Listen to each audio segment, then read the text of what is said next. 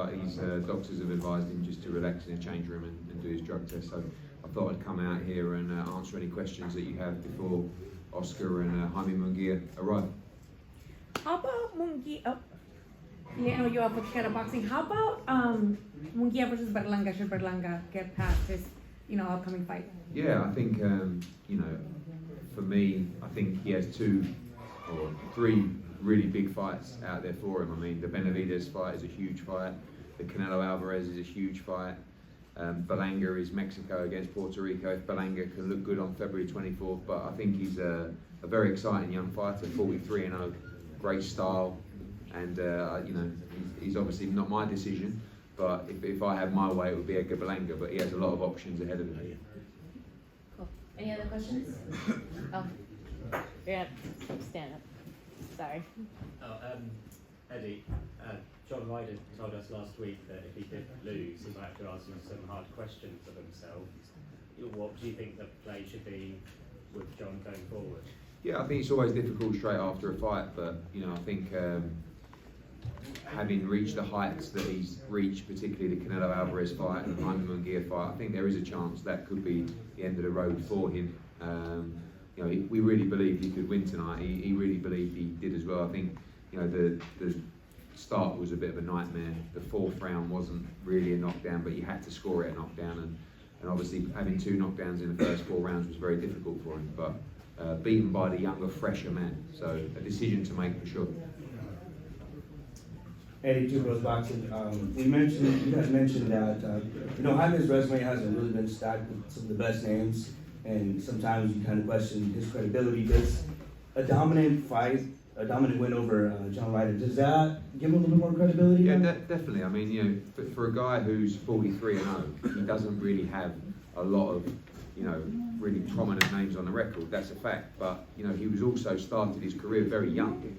And I think Fernando's done a great job to build him, and now Oscar as well. So I think a stoppage victory over John Ryder is a standout victory. I mean, you saw the Canelo Alvarez fight; he had him down, but it went the distance. So I think the reason that Oscar and Golden Boy picked John Ryder was in the hope that they could stop him and do something that Canelo Alvarez couldn't. So I think that was definitely the biggest and most impressive win of his career so far.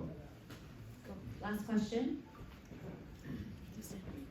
On Thursday, you played around with the idea of a Matchroom versus Golden Boy card. I feel like that's still a great card that can be made. Is that still something you're interested in? Yeah, absolutely. I mean, they have a lot of tremendous fighters. So do we. I mean, if you look at it, you could do a mega card. I mean, firstly, Ryan Garcia against Devin Haney, who hopefully we can make this week. Jaime Munguia against Edgar Berlanga, another incredible fight. I mean, Virgil Ortiz against one of our 154 guys, maybe Israel Madrimov, maybe Conor Benn coming up, or Conor Benn against Alexis Rocha. You got Darius Fordham down there. We've got plenty of middleweights for him as well. So there's literally a dozen fights that you could make. But it's always disappointing losing to Oscar. So tonight we go with our tail between our legs. What's the score? I think it's 5-4 to you. A win is a win. Would these events be a series of events, or would you do like a whole card? Yeah, I think it's a night. I think, and when we was at the WBC event this week, Bob Aaron was talking to the PBC guys about maybe doing Top Rank against PBC. I think for the fans like fantasy matchups, fantasy picks, and we have so many fighters in Golden Boy and Matchroom across the divisions. You could literally have a 7 or 8 fight card. And obviously, with us both being on DAZN, I think it'd be a great look. Okay, last one, Edna. Yeah. I think it's okay. Good to see you always. Congratulations, because Ryder is such a guy with a big heart. But what about the tournament in 168 in both Golden Boy and Matchroom as well? 168 is... Yeah. I mean, look, another huge fight. They wouldn't fight him at the moment because it's a high-risk fight. It's Diego Pacheco. Diego Pacheco is a future star. He's 20-0, and I see him fighting the likes of not just Edgar Berlanga, but Jaime Munguia, Canelo Alvarez. I know he trains with David Benavidez. So Diego Pacheco is an outstanding talent. He's 20-0. I think he's the future at 168-pound division. But whether they want to fight him just yet, because you've got other fighters like David Morrell, who's not our fighter, but he's an unbelievable talent. I wouldn't put any of my guys. I wouldn't rush to be putting him in with David Morrell, because he doesn't have the name and he doesn't give you the reward. So they've got Jaime to this point. But yeah, we have fighters at 168. Same with Golden Boy. But you know, I would like to see Jaime, if he doesn't fight Edgar Berlanga, I would like to see him fight Canelo Alvarez.